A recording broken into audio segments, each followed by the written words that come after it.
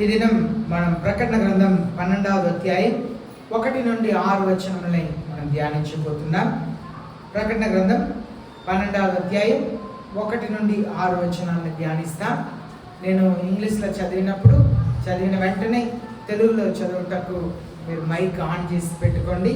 మీ దగ్గర వెంటనే తెలుగులో చదివి సహాయం చేయవలసిందిగా మనం చేస్తున్నాను. ప్రకటన గ్రంథం 12వ అధ్యాయం 1వ వచనం. A great sign appeared in heaven, a woman clothed with the sun and the moon under her feet, on her head a crown of 12 stars.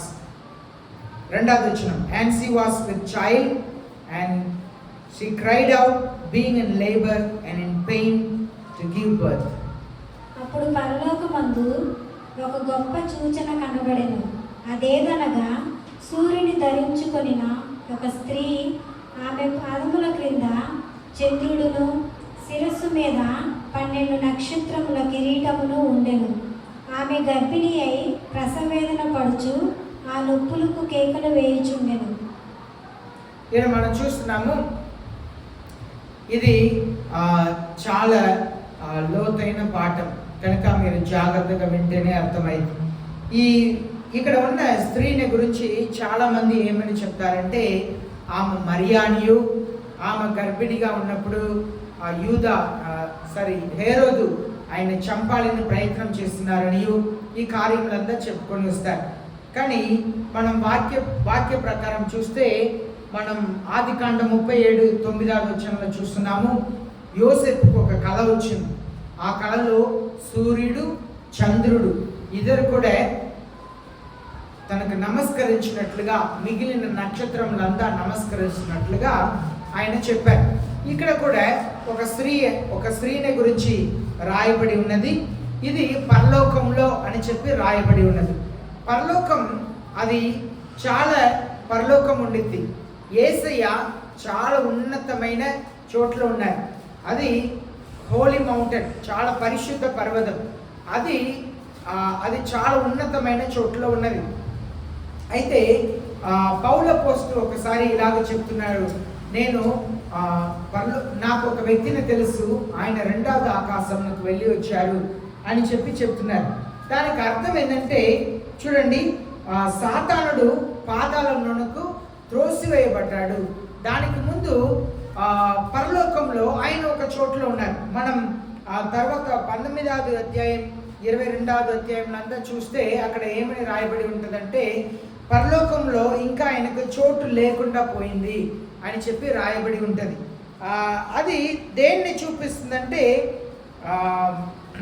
ఇప్పుడు ఈ 9వ వచనంలో కూడా చూస్తే the great dragon was thrown down అనగా ఆయన సాతానుడు కూడా ఒక ఆకాశంలోనే ఉన్నాడు. అయితే ఆయన అక్కడ నుండి త్రోసివేయబడ్డాడు అని చెప్పి రాయబడి ఉన్నది. కనుక ఇక్కడ మనం చూస్తున్న ఒక సత్యం ఏంటంటే, నేను ఆకాశం తెరవబడి ఉండటం, నేను ఆకాశంలో 1వ వచనంలో ఏం చదవమండి, A great sign appeared in heaven. పరలోకమందు ఒక సూచనను చూస్తున్నాం. అయితే ఈ పరలోకంలో ఒక స్త్రీ ఉన్నదంట.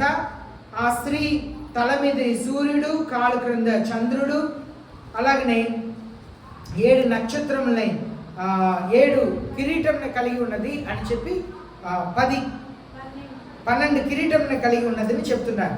ఇక్కడ మనం చూస్తున్నాము, పరలోకంలో ఒక స్త్రీ ఉండటం, ఆ పరలోకంలో ఉన్న స్త్రీకి తల మీది సూర్యుడు, పాదం కింద చంద్రుడు, శిరస్సు మీద 12 కిరీటం, ఇదంతా కూడా పరలోకంలో ఉండదు. సూర్యుడు, చంద్రుడు ఎక్కడ ఉన్నాడండి? పరలోకంలో ఉన్నాడు లేదు. ఆకాశంలో దేవుడు అలాగ సృష్టించాడు. కనుక పరలోకంలో ఒక స్త్రీ ఉన్నది అనేది అది పరలోకం కాదు అని చెప్పి అర్థం. అది భూమిని గురించి రాయబడి ఉన్నది. అలాగే మీరు 6వ వచనంలో చదివితే the women flood into wilderness, ఆ స్త్రీ అరణ్యమునకు పారిపోయిను అని ఉంది. ఇప్పుడు ఇక్కడ ఏముంది, పరలోకంలో ఒకటి కనిపించింది, అక్కడ ఒక స్త్రీని చూశాను అని చెప్తున్నారు కదా. కానీ 6వ వచనంలో ఆ స్త్రీ ఎక్కడ పారిపోయిందంట? అరణ్యమునకు. పరలోకంలో అరణ్యం ఉందా? పరలోకంలో సూర్యుడు చంద్రుడు ఉందా? లేదు. కనుక ఇది పరలోకంలో జరుగుతున్న సంభవం కాదు అని అర్థం. అలాగే 14వ వచనంలో మనం చదివినట్లయితే అక్కడ but the 2 wings of the great eagle were given to the woman so that she would fly into the wilderness. అరణ్యమునకు ఎగిరిపోయేటట్లుగా 2 రెక్కలు పక్షులకున్న రెక్కలలా ఇవ్వబడింది అని చెప్పి, కనుక ఇది పరలోకంలో జరగట్లేదు అని చెప్పి అర్థం. మరలా 17వ వచనంలో మనం చూస్తున్నాము, so the dragon was enraged with the woman. So the dragon was enraged with the woman. 16వ వచనంలో చూస్తున్నాము. 17వ వచనంలో ఆ స్త్రీ మీది ఆ ఘట సర్పమునకు ఆగ్రహం కలిగిందంట. 16వ వచనంలో చూస్తున్నాము, but the earth help the women. భూమి ఆ స్త్రీకి సహకరించిందంట. అప్పుడు ఆ స్త్రీ ఎక్కడ ఉన్నది? ఆ స్త్రీ ఎక్కడ ఉన్నది? భూమిలో ఉన్నది. అర్థమైందా? 1వ వచనంలో మీకు ఇదంతా అర్థం కాకపోవచ్చు, సరేనా? మనం 1వ వచనంలో ఇది ఆకాశంలో జరగట్లేదు, ఇది మరియని గురించి చెప్పబడట్లేదు. ఇది ఎవరిని గురించి చెప్పబడుతుందని మనం చూస్తే ఇది ఇశ్రాయేల్ ప్రజల్ని గురించి చెప్పబడుతుంది. ఇశ్రాయేల్ ప్రజల్ని, అలాగనే ఇశ్రాయేల్ ప్రజల్ని గురించిను, అలాగనే సంఘముని గురించి చెప్పబడుతుంది. అనగా విడవబడిన సంఘం. యేసయ్య వస్తారు. యేసయ్య వచ్చినప్పుడు ఆయన కొరకు ఎవరెవరు జాగ్రత్త కలిగిన జీవితం కలిగి, మెలుగు కలిగిన జీవితం కలిగి ఉన్నారో వాళ్ళందరూ కూడా ఎత్తబడతారు. ఇక్కడ ఈ లోకంలో సంఘం మిగిలిపోద్ది. చాలా మంది ఉండిపోతారు, క్రైస్తవులు ఉండిపోతారు. వాళ్ళకును ఇశ్రాయేల్ ప్రజలకును దేవుడు జరగబోయే కార్యాన్ని ఇక్కడ చెప్తున్నారు. And she was with the child cried out, being in labor and in pain she gave birth.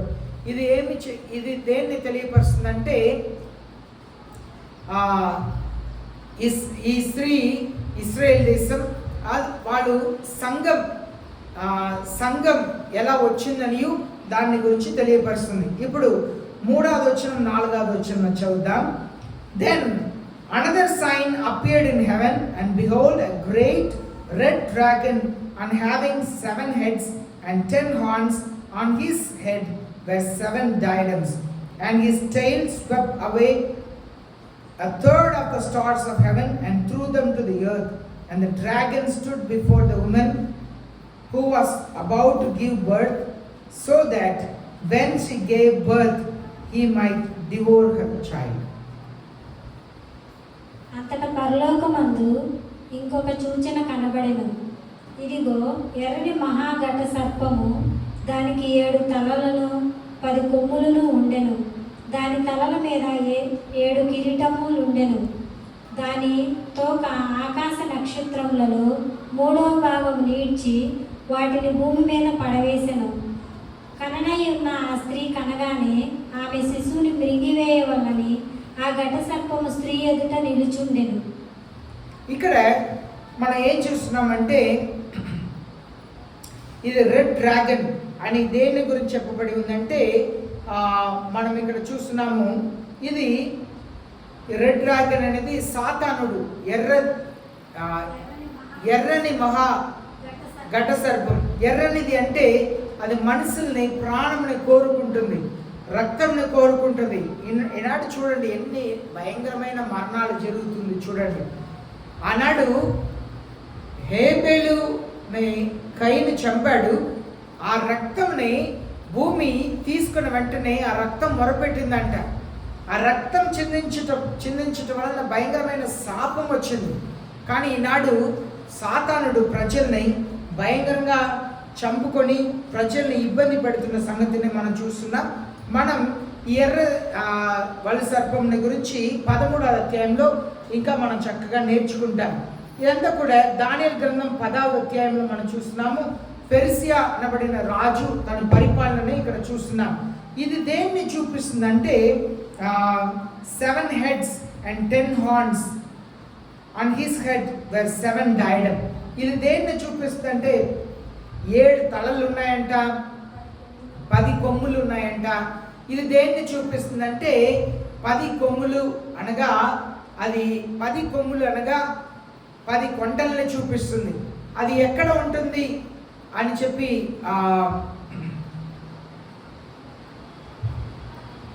అది ఎక్కడ ఉంటుంది అని చెప్పి మనం చూస్తే అది యూరోప్ దేశంలో ఉన్నది. యూరోప్ దేశంలో ఉన్నది. అది 7 రాజుల గురించి చూపిస్తుంది. 7 రాజులు ఎవరంటే దేవుడు 2 పర్యాయం ఈ లోకంలో ఉన్న రాజుని పడగొట్టారు. అటు తర్వాత అహిత్తు రాజు ఇశ్రాయేల్ ప్రజల్ని పరిపాలించారు. తర్వాత సిరియా రాజు పరిపాలించారు. తర్వాత బబిలోన్ రాజు, అలాగనే పెర్సియా రాజు, రోమా రాజు పరిపాలించారు. మనం ఇప్పుడున్న కాలం అన్ని రాజులు చాలామంది పరిపాలిస్తున్నారు. క్రైస్తవులు అన్ని దేశంలో కూడా అధికారులు ఉంటున్నారు. వాళ్ళందరినీ ఒక్క రాజు వచ్చి పరిపాలించబోతున్నాడు. అదే సాతానుడు ఈ లోకంని 7 సంవత్సరాలు పరిపాలించబోతున్నాడు అని మనం చూస్తున్నాం. అయితే ఇది ఎంత కూడా రాజ్యములై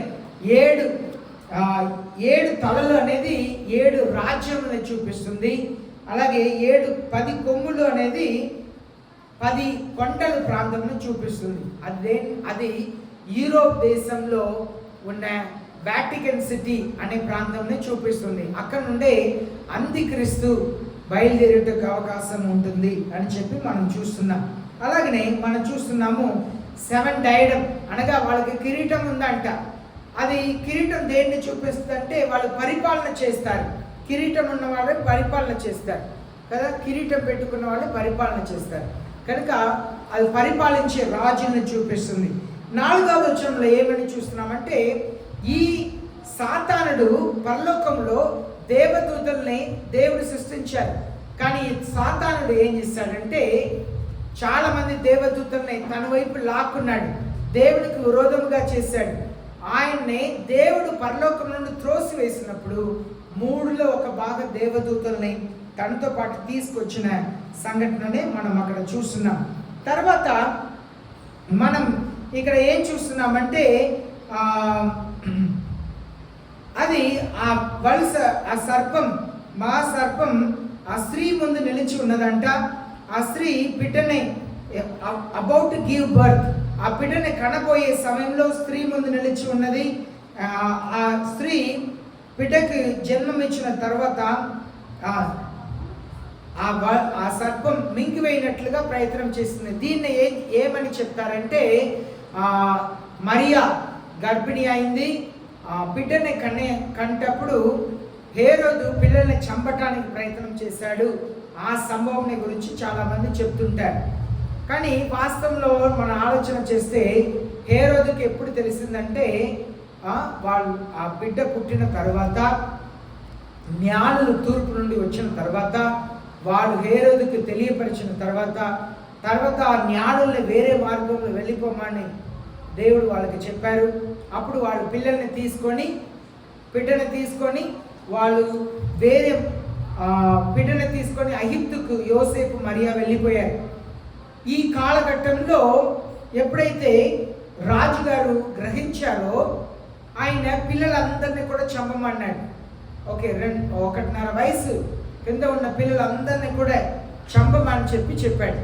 ఇది వాస్తవంలో మరియాని గురించి ఇక్కడ చెప్పట్లేదు.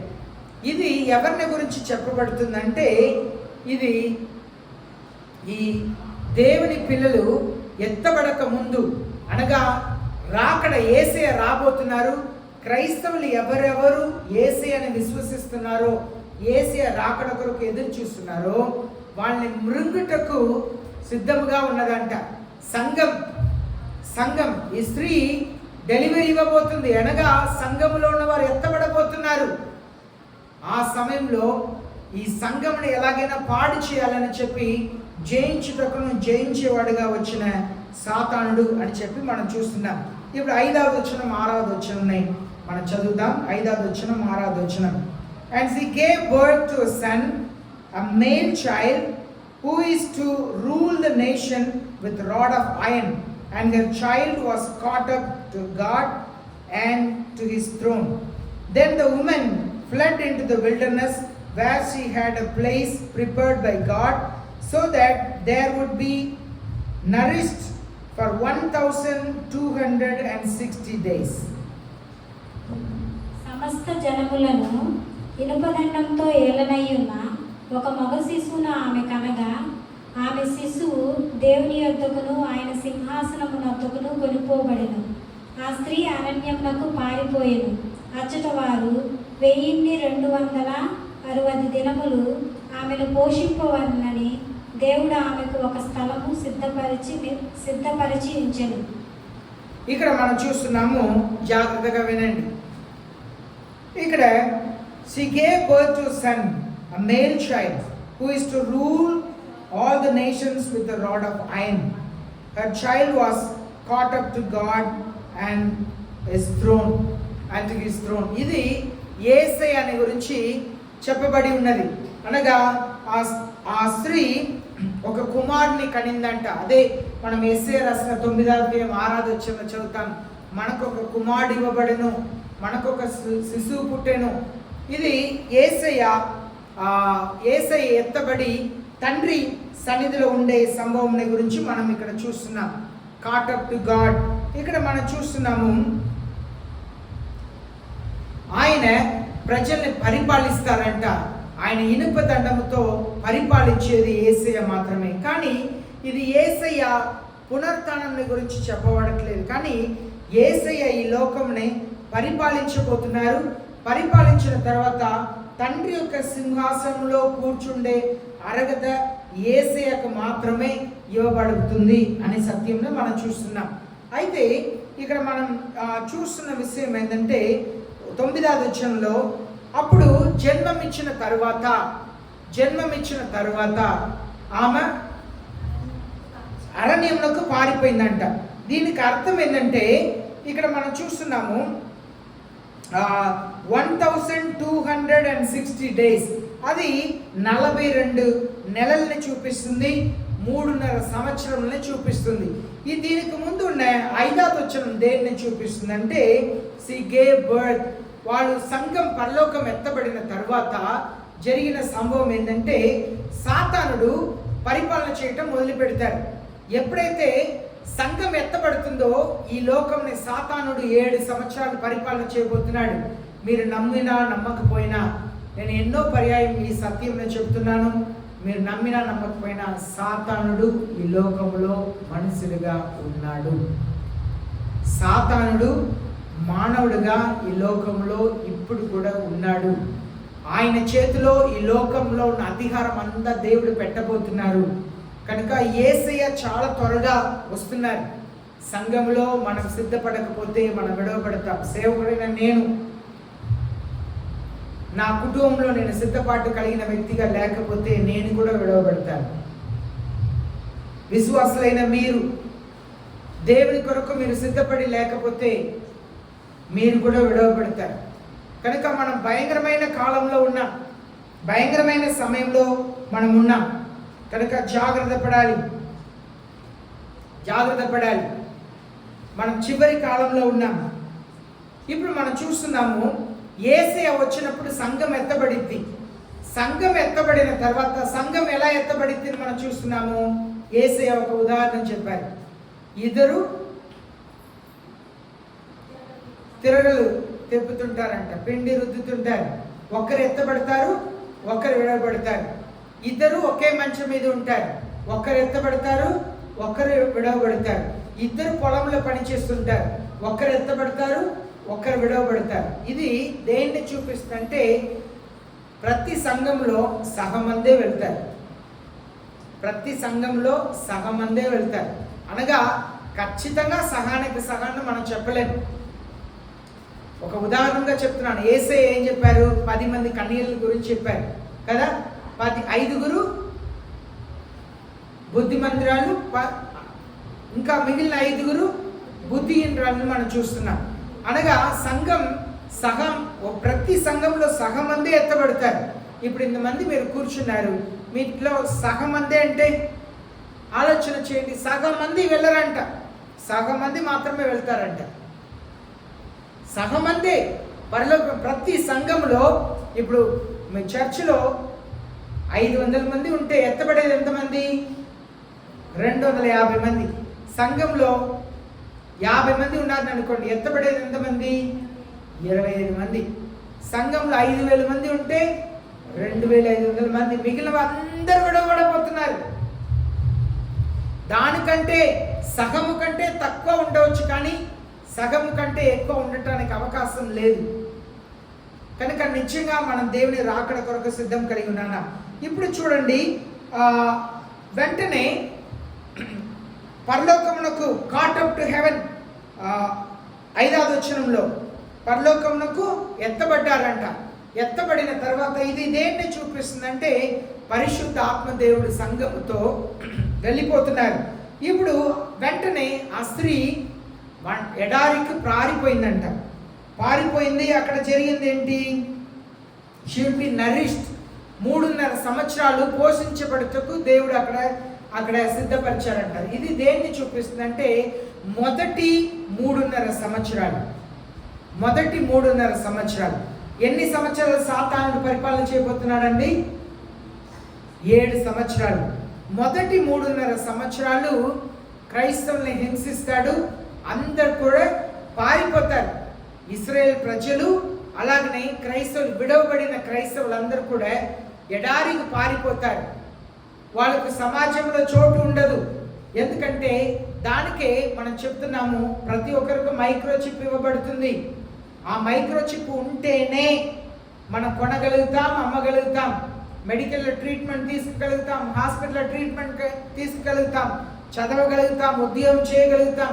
ఆ మైక్రోచిప్ లేకపోతే, అలాంటిది లేకపోతే మనకు క్రైస్తవులకు తిండి ఉండదు, మన ఇంట్లో ఉండటానికి అధికారం లేదు. ఎందుకంటే సాతానుడు పరిపాలన చేస్తున్నప్పుడు ఆయన ఇప్పుడు ఆధార్ కార్డు అందరికీ ఖచ్చితంగా చెప్పారు. అవునా కదండి? కొందరు ఆధార్ కార్డు లేక ఉన్న వాళ్ళు ఉన్నారు. మీ పిల్లలు ఎదిగేటప్పుడు మీకు ఆ కష్టం తెలిసిద్ది. వృద్ధాప్యంలో ఉన్నవారా, మీ కాలం ఎంత కాలమో తెలియదు కనుక బాధపడే అవసరం లేదు. అయితే ఆధార్ కార్డు ఖచ్చితంగా అందరికీ ఉండాలి. ఖచ్చితంగా ఆధార్ కార్డు ఉండాలి. ఇది దేన్ని చూపిస్తుందంటే సాతానుడు పరిపాలనిస్తున్నప్పుడు కూడా ఖచ్చితంగా అందరూ మైక్రోచిప్ వేయించుకోవాలి అని చెప్పి పెడతారు. కనుక ఎవరెవరికి లేదో, ఈనాడు చూడండి, మీ పిల్లలకు ఆధార్ కార్డు లేదని అనుకోండి, స్కూల్లో చేర్చుకోరు. ఎక్కడ కూడా ఉద్యోగంలో ఆధార్ కార్డు లేకపోతే ఉద్యోగంలో జీతం ఇవ్వడు. ఇదే పరిస్థితిని చూస్తున్నా. ఆ దినంలో కూడా అదే జరగబోతుంది. కనుక క్రైస్తవులు ఇంట్లో ఉండలేరు. మనకు ఇల్లు ఉంటుంది, కానీ మన ఇంట్లో ఉండలేము. ఎందుకంటే ఇంటికి వస్తారు, పోలీసు వస్తారు, ఎవరెవరు ఏపించుకున్నారు ఏపించుకోలేదని ట్రేస్ చేస్తారు, ఇంటింటికి తిరుగుతారు. ఇలాడు కరోనా వచ్చినప్పుడు ఎలా ట్రేస్ అవుట్ చేశారో అలా వస్తారు, వచ్చి స్కాన్ చేయమంటారు. ఎలా వచ్చి మీ ఇంటికి వచ్చి మీ ఆధార్ కార్డ్ నంబర్ చెప్పండి అంటున్నారో అలాగనే వచ్చి మిమ్మల్ని మీ చేయి చూపించమంటారు. చేతులు కానీ నొసట్లు కానీ అది వేయబడాలంట. ఎందుకు చేతులు కానీ నొసట్లు కానీ? అది దేనికి సూచన అంటే ఈ నొసట్లు కానీ చేతులు కానీ వేస్తే దాంట్లో ఉన్న లిథియం బ్యాటరీ ఆటోమేటిక్గా రీఛార్జ్ అవుతూ ఉంటుందంట. అది ఎప్పుడు పనిచేస్తూనే ఉండిద్ది. కొంతమందికి చేతులు ఉండదు కనుక నొసట్లు వేస్తారంట. కనుక వాళ్ళు చెక్ చేస్తారు, నీకు 666 ముద్ర లేకపోతే నువ్వు ఉండటానికి లేదు, నిన్ను జైల్లో పడేస్తారు, హింసిస్తారు, చంపుతారు. చాలా మహాశ్రమల్లో విడవబడిన వాళ్ళు మహాశ్రమల్ని అనుభవించవలసిన కాలం వస్తుంది.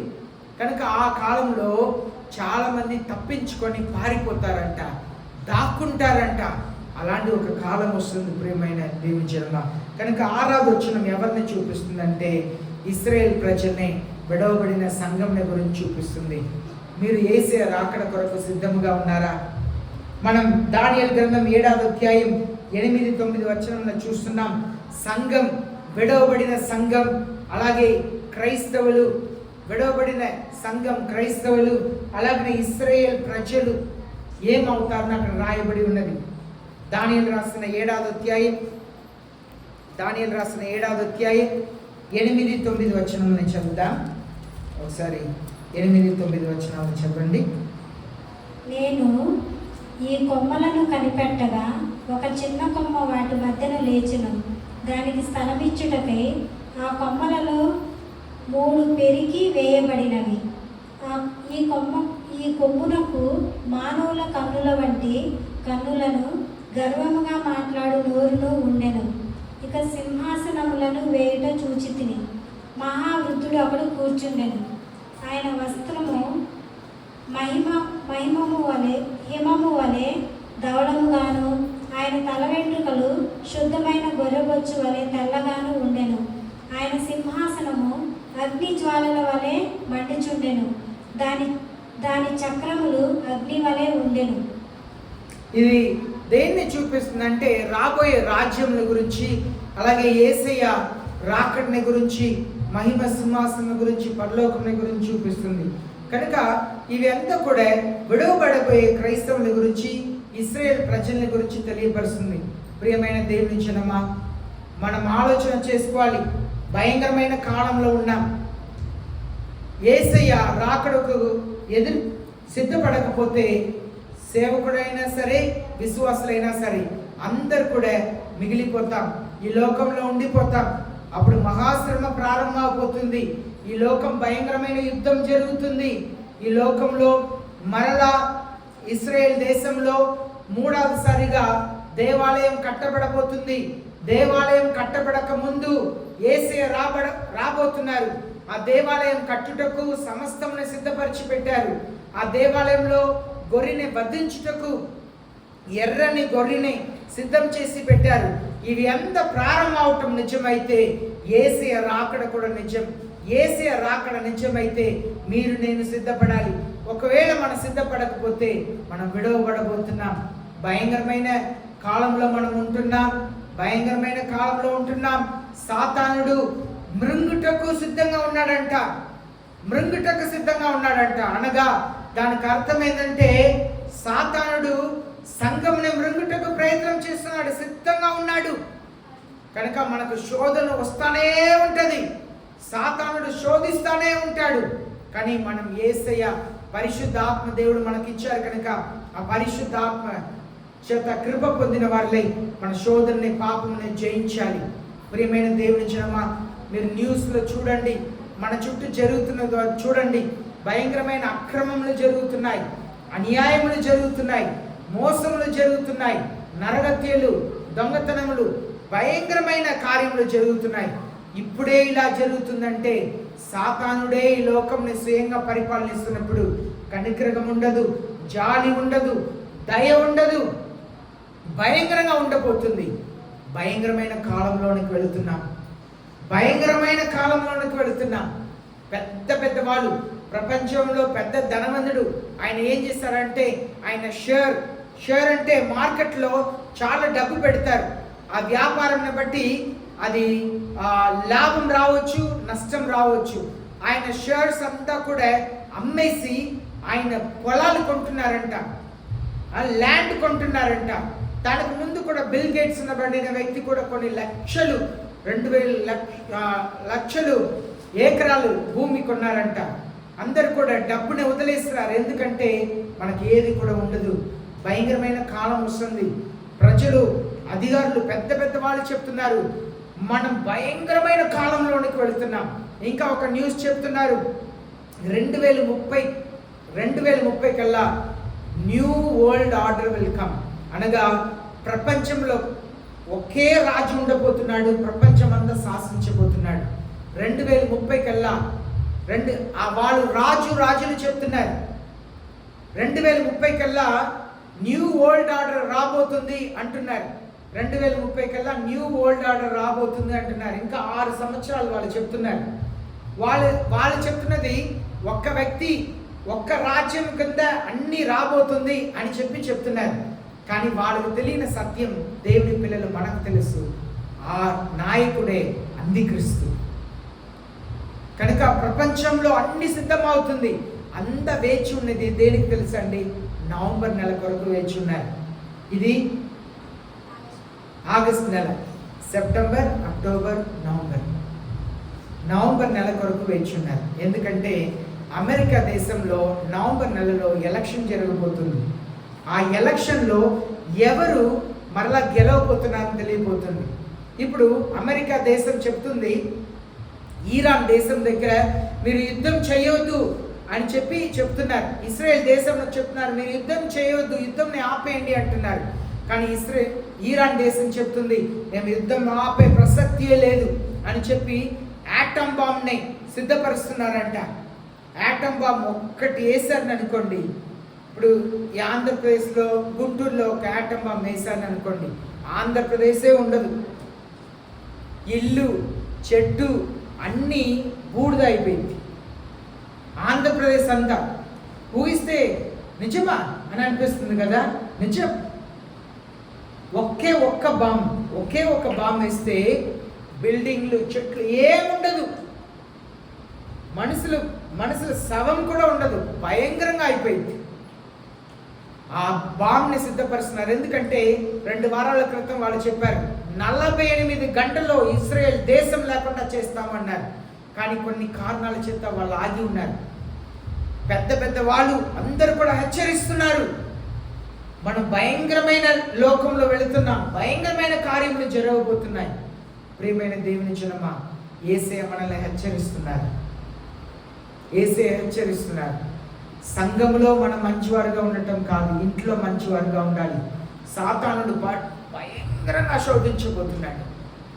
భయంకరంగా యేసయ్య మరణించే ముందు చివరి సమయంలో సాతానుడు భయంకరమైన శోధనని తీసుకొచ్చాడు. యేసయ్యని ఎన్నో రీతిలో హింసించాలని ప్రయత్నం చేస్తాడు. దేవుని పిల్లలు కూడా అలాంటి కార్యములు జరుగుతాయి. కనుక సిద్ధపడతాం, మన కుటుంబాన్ని సిద్ధపరుస్తాం. యేసయ్య రాకడ వరకు మనల్ని మనం సిద్ధపరచుకుంటాం. మోకరించండి, ప్రార్థన చేస్తాం. అందరూ కూడా మోకరిస్తాం, ప్రార్థన చేస్తాం. ప్రియమైన సంగమా, ప్రియమైన దేవుని జనమా, మిమ్మల్ని మీరు సిద్ధపరచుకోండి. యేసయ్య రాబోతున్నారు. విడవబడితే చేసేది ఏమీ లేదు. మహాశ్రమ మనకి ఏమి ఉండదు. విడవబడితే మహాశ్రమలో వెళ్ళబోతున్నాం. కనుక మీ కొరకు మీరు ప్రార్థన చేయండి. మిమ్మల్ని మీరు సిద్ధపరచుకోండి.